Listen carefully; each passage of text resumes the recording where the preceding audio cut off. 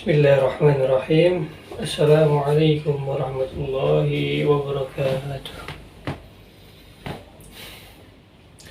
Innal hamdalillah nahmaduhu wa nasta'inuhu wa nastaghfiruh wa na'udzu billahi min shururi anfusina wa min sayyiati a'malina.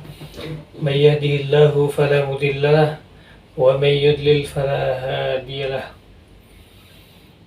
أشهد أن لا إله إلا الله وحده لا شريك له وأشهد أن محمدا عبده ورسوله وأن عيسى عبد الله ورسوله ألقاها إليه روح منه صلى الله عليه وبارك وسلم تسليما كثيرا. قال الله تعالى أعوذ بالله من الشيطان الرجيم بسم الله الرحمن الرحيم يا أيها الذين آمنوا اتقوا الله حق تقاته ولا تموتن إلا وأنتم مسلمون. Hai sekalian orang-orang yang beriman, bertakwalah kepada Allah Azza wa Jalla yang telah menciptakan Anda, yang telah menciptakan seluruh alam semesta ini. Patuhlah dan tunduklah hanya kepadanya, dan jangan kalian mati kecuali dalam keadaan Islam. Pemirsa yang dimuliakan oleh Allah Azza wa Jalla, alhamdulillah pada hari ini kita masuk ke Ramadan ke-15. Hampir kita tidak terasa bahwasanya kemarin baru saja kita mulai, tetapi sudah ke penghujung pertengahan Ramadan. Maka ini adalah sebuah kesyukuran untuk kita yang dari awal emang puasa dengan imanan dan ihtisab, dengan ikhlas mengharapkan pahala Allah Azza wa Jalla. Maka bersyukur sampai hari ini kita diberikan kesempatan untuk bisa menunaikan ibadah puasa ini dengan baik. Salam, marilah kita sampaikan kepada baginda Nabi Muhammad SAW beserta para sahabatnya, istri-istrinya, keluarga, dan juga orang-orang yang mengikuti beliau dengan secara sempurna, secara ihsan. Hadirin pemirsa yang dimuliakan oleh Allah Azza wa Jalla, kemarin kita membahas tentang keutamaan la ilaha illallah, yang dimana keutamaannya sangat banyak, dan mungkin ini sudah cukup untuk kita mengamalkan mengamalkan semua zikir-zikir ya yang disampaikan kemarin. La ilaha illallah, la ilaha wahdahu la syarika lah, lahul mulku wa lahul hamdu yuhyi wa yumitu. Yaitu semua yang saya sampaikan adalah zikir-zikir yang paling utama di antara zikir-zikir yang lain. Minal hasanat, yaitu dari kebaikan. Min ahsanil hasanat, bahkan yaitu dari kebaikan yang paling tertinggi. Hadirin pemirsa yang dimuliakan oleh Allah Azza wa Jalla, kita akan masuk ke pembahasan yang part 3. Apa itu? Adalah syarat kalimat la ilaha illallah. Jadi bukan hanya kalimat la ilaha illallah saja yang memiliki syarat. Semua kalimat-kalimat yang diajarkan di dalam Islam itu semuanya punya konsekuensi untuk dikerjakan. Dalam artian bukan hanya diucapkan saja, tetapi kita punya kewajiban yang lebih dari itu. Sehingga agama ini tidak terlalu mudah-mudah juga, dan tidak terlalu berat atau beban. Yang intinya Allah Subhanahu wa Ta'ala menginginkan kita kemudahan, namun jangan kita terlalu mempermudah-mudahkan juga. Ya. Hadirin, kita akan masuk ke syarat kalimat la ilaha illallah.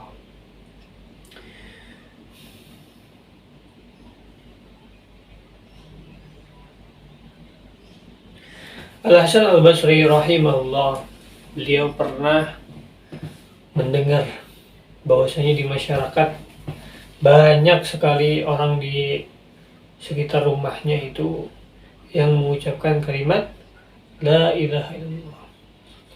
Barang siapa yang mengucapkan kalimat La ilaha illallah, dia akan masuk ke dalam surga.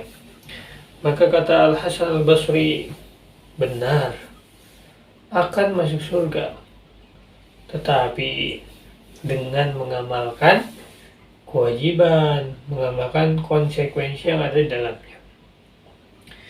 Dan juga Wahab bin Munabbih, ini tabi'in, ulama yang masyhur, beliau pernah ditanya oleh muridnya,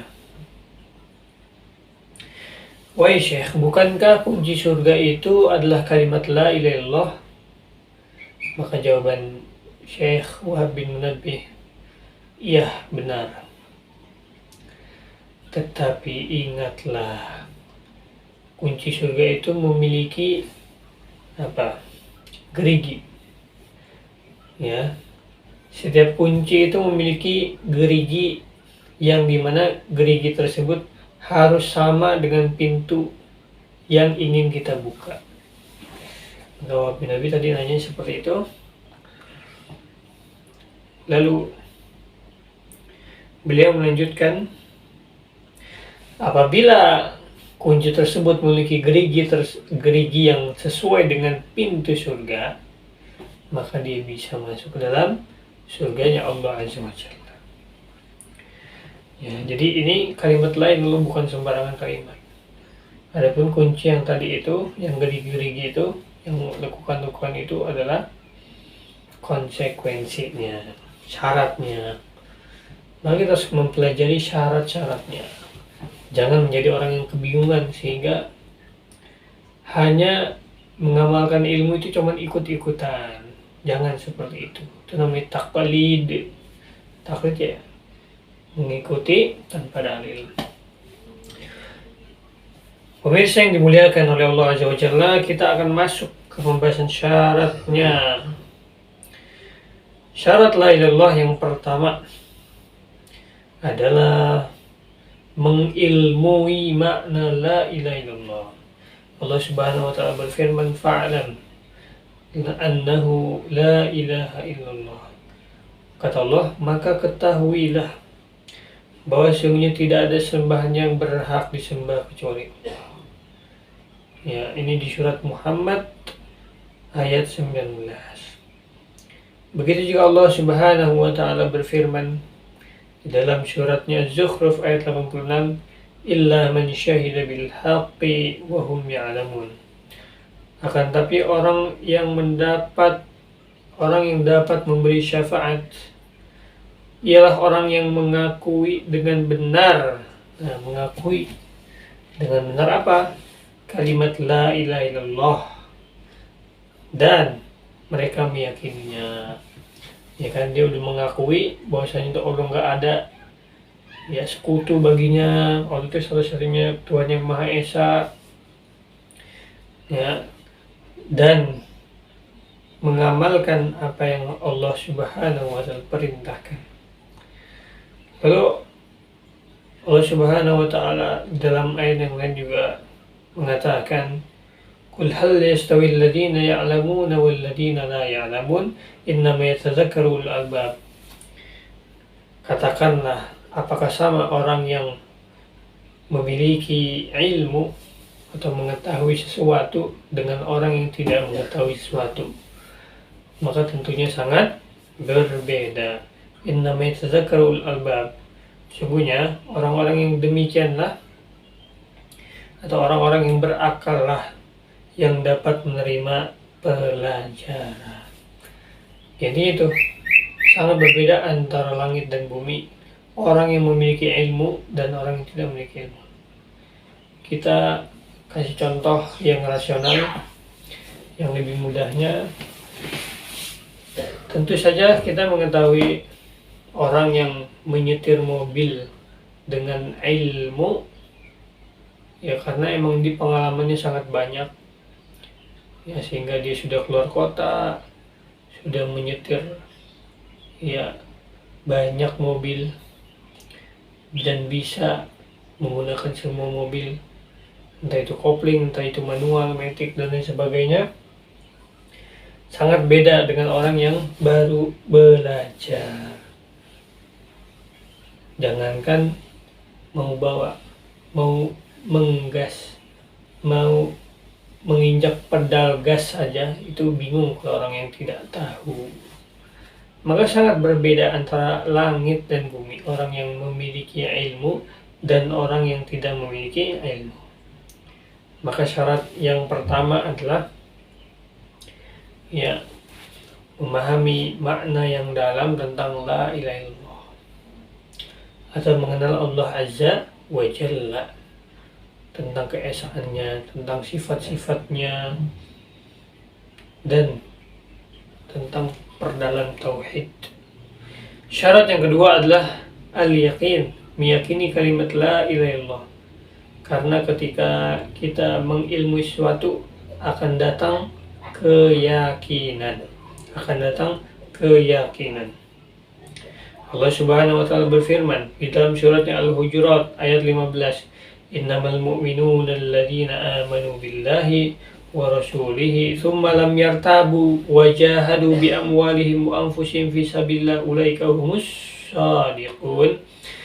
Sesungguhnya orang-orang yang beriman adalah orang yang beriman kepada Allah dan Rasulnya, lalu mereka tidak ragu, wa jahadu bi amwalihim, dan mereka berjihad di jalan Allah dengan hartanya dan jiwanya, wa anfusihim ulaika humus shadiqun, mereka itu adalah orang-orang yang jujur.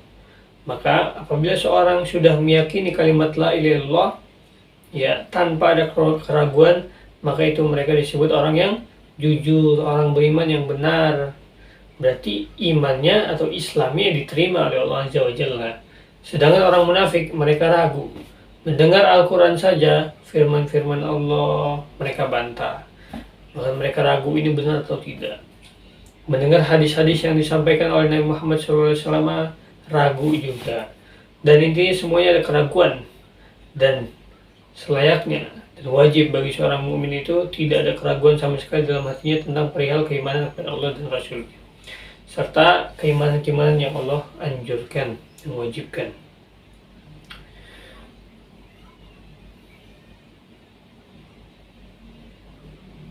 Selanjutnya, syarat yang ketiga saya ringkas.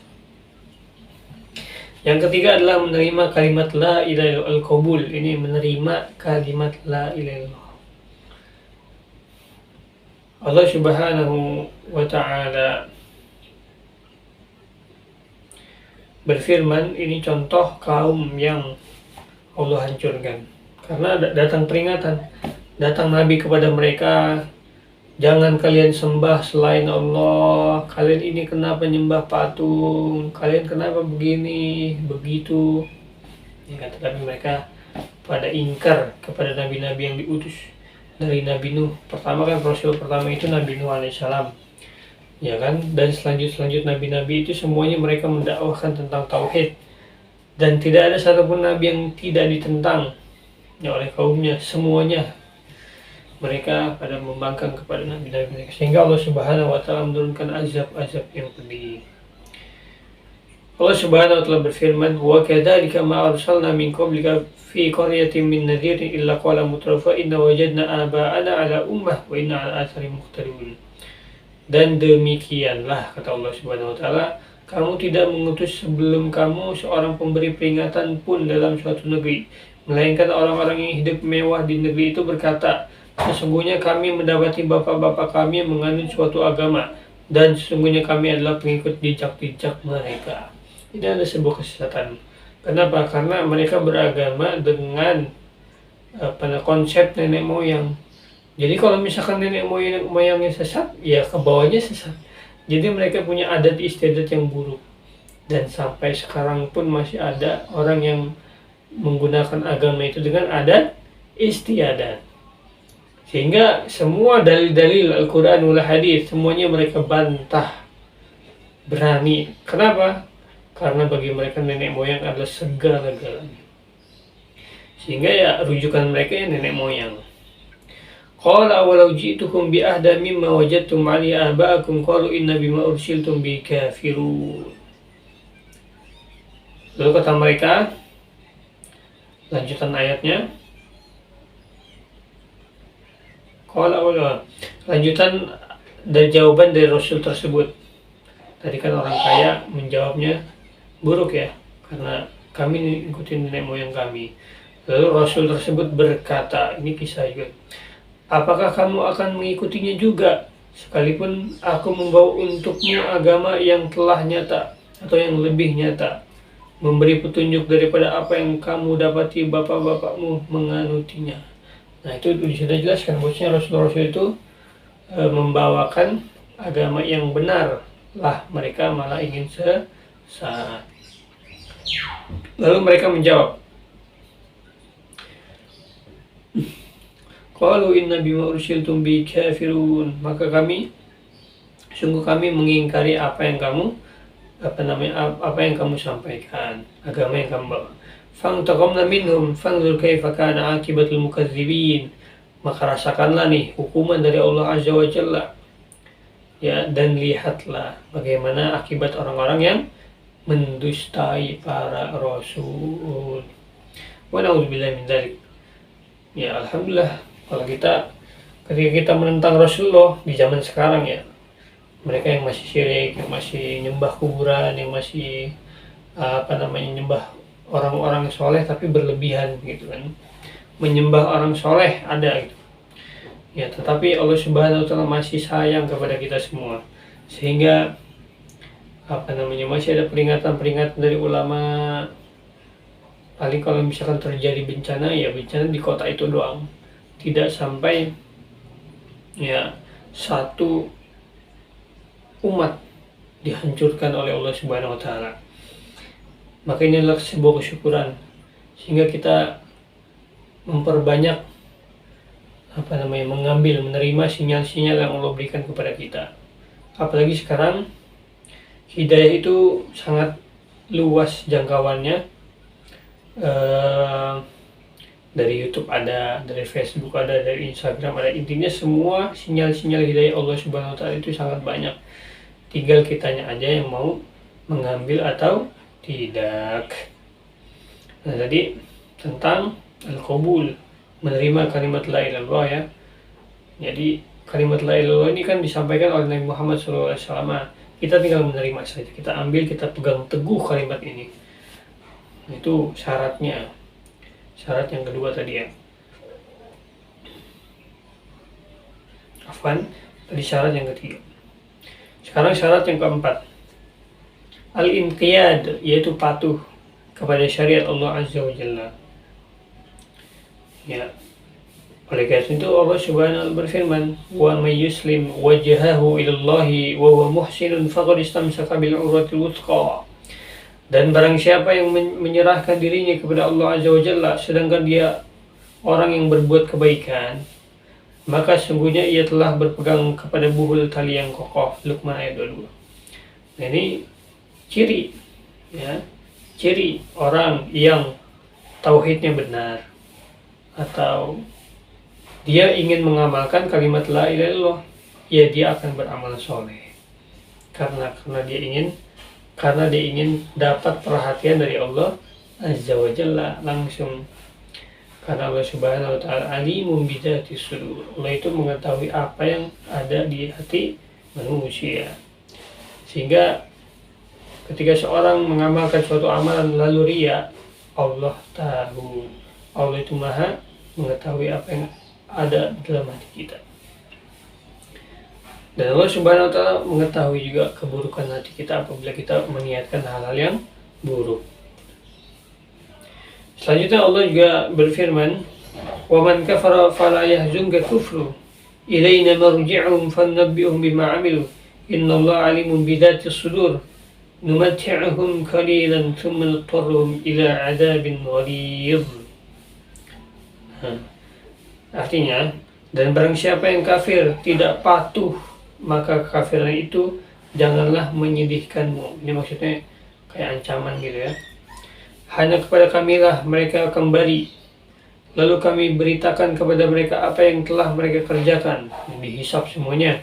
Sesungguhnya Allah Maha mengetahui segala isi hati. Kami biarkan mereka bersenang-senang sebentar di dunia, kemudian kami paksa mereka masuk ke dalam siksa yang keras. Wala'udzubillahi min dzalik. Ini orang-orang kafir. Orang kafir, kenapa mereka seperti itu kan oleh Allah Subhanahu wa taala? Karena mereka tidak patuh. Wa man kafara fala yahzunka kufruh. Barang siapa yang kafir atau tidak patuh kepadamu wahai Muhammad, maka jangan kamu bersedih. Jangan kamu bersedih wahai Muhammad sallallahu alaihi wasallam. Nah, seperti itulah hadirin rahimani wa rahimakumullah. Syarat selanjutnya itu yang kelima adalah jujur, as-sidqu dalam ucapan. Dalam artian, ketika seorang mengatakan saya beriman kepada Allah, ya berarti amalkan apa yang Allah perintahkan. Sholat ke masjid. Allah merintahkan puasa Ramadan, ya puasa. Jadi omongan dengan perilaku atau perbuatan itu sama, berbanding lurus. Wa minan nasi may yaqulu amanna billahi wal yawmil akhir wa ma hum bimu'minin.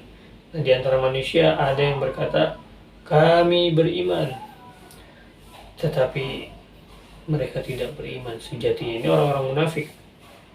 Kerjaannya orang munafik ya berbohong kepada Allah Azza wa Jalla. Yukhadi'una Allah wal ladina amanu wa ma yakhda'una illa anfusahum ma yash'urun. Bahkan mereka berani menipu Allah Azza wa Jalla dan juga menipu orang-orang mukmin. Mereka pakaiannya seperti orang muslim, ya kan, baca Quran, bahkan ada yang hafid Quran, tetapi sayangnya mereka munafik. Fi qulubihim marad, di hati mereka ada penyakit. Fazadahumullahu marada wa lahum azabun alim bima kanu yaktubun. Maka karena itu Allah tambahkan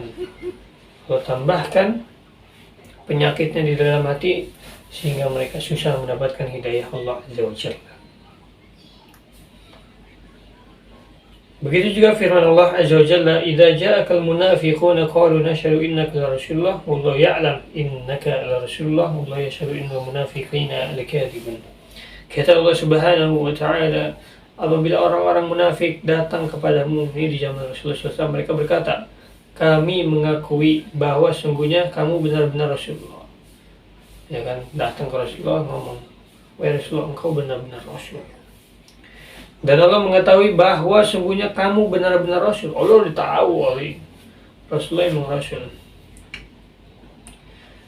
Dan Allah mengetahui bahwa sungguhnya orang-orang munafik itu benar-benar orang mendusta. Nah, ini membantah orang-orang munafik. Mereka emang suka berbohong.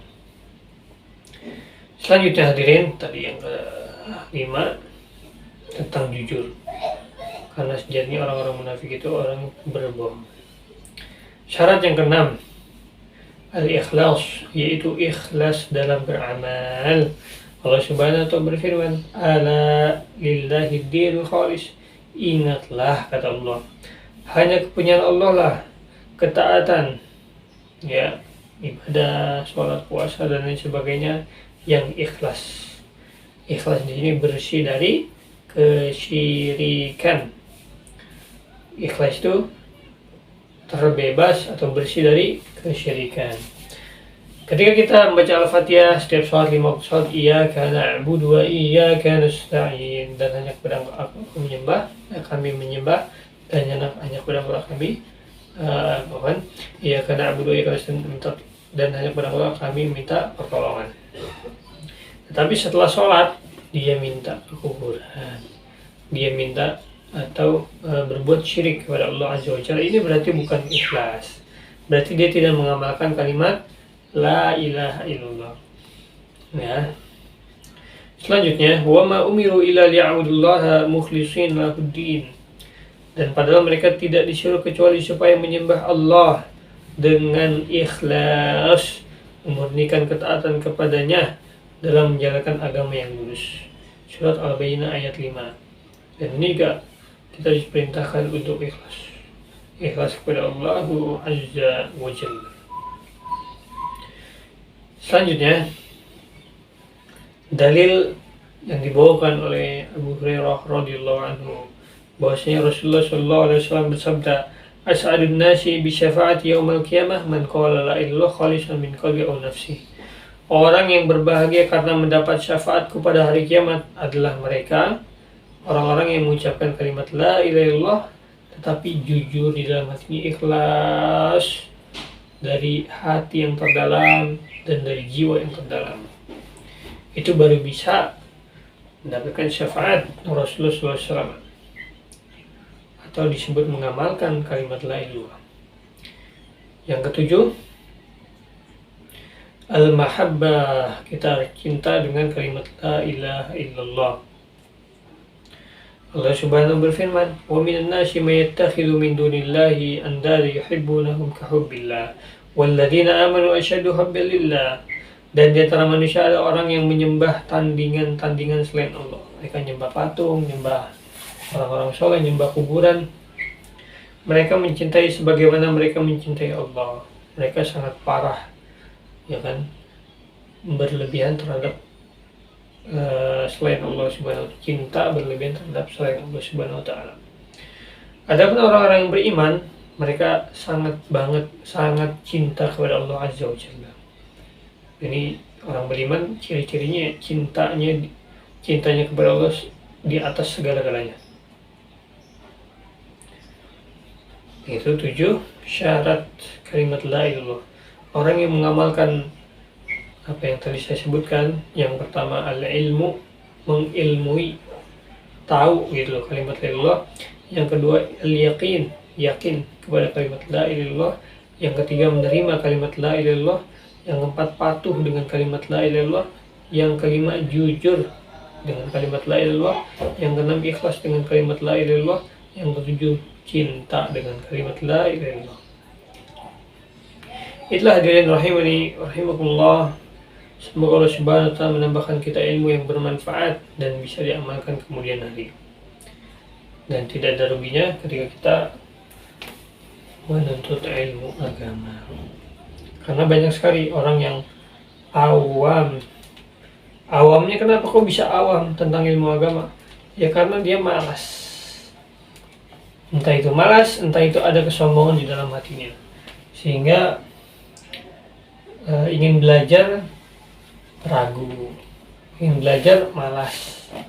Padahal ketika seorang sudah menuntut ilmu agama itu, ada rasa kelezatan, ada rasa manis, ada rasa kebahagiaan di dalam hati. Dan kebahagiaan mendapatkan ilmu tidak dimiliki oleh orang-orang lain. Intinya kebahagiaan memiliki ilmu itu di atas kebahagiaan kenikmatan yang lain. Ketika seorang memiliki harta, oke, dia cukup membeli kebutuhannya. Tetapi ketika otak dan hatinya kosong, apa yang mau dikerjakan di dunia ini? Dalam artian ibadah apa yang mau dikerjakan? Kepatuhan apa yang mau Anda kerjakan? Dan larangan apa yang Anda ketahui dan kalian jauhkan hal tersebut. Intinya sangat penting hadirin, ilmu agama itu jangan diremehkan. Sehingga Allah itu selalu melihat kita dalam keadaan hati kita bersih, ya, tidak berbangga-bangga dengan dunia, tidak berlebihan dengan dunia, zuhud itu ya cinta kepada akhirat. Tetapi zuhud bukan berarti yang dimaknai sebagian orang-orang yaitu memiliki baju yang lesu, sengaja kotor, bajunya bolong-bolong dan sebagainya, bukan itu. Tapi zuhud adalah tarku dunya, tarku ma la yanfa'u fil akhirah, yaitu meninggalkan semua yang tidak bermanfaat di akhirat. Nah, itulah hadirin sekalian rahimani wa rahimakumullah, pentingnya kita mempelajari ilmu agama. Jangan pernah meremehkan siapapun itu, ya, yang orang tersebut menurut kita mungkin, atau misalkan pekerjaannya rendah, pembantu atau sekalipun budak. Jangan pernah kita meremehkan siapapun itu. Ya, barangkali dia memiliki amalan soleh yang lebih, bahkan memiliki ilmu tauhid yang mendalam. Itulah guys, sekian saja. Semoga Allah Subhanahu wa taala memberikan kita ilmu yang bermanfaat dan bisa diamalkan di kemudian hari. Barakallahu fikum wa akhiru da'wana anil hamdulillahi rabbil alamin. Subhanakallahumma wa bihamdika asyhadu an la ilaha illa anta astaghfiruka wa atubu ilaik. Wa sallallahu ala nabiyyina Muhammadin wa ala alihi wa sahbihi wa sallam. Assalamualaikum warahmatullahi wabarakatuh.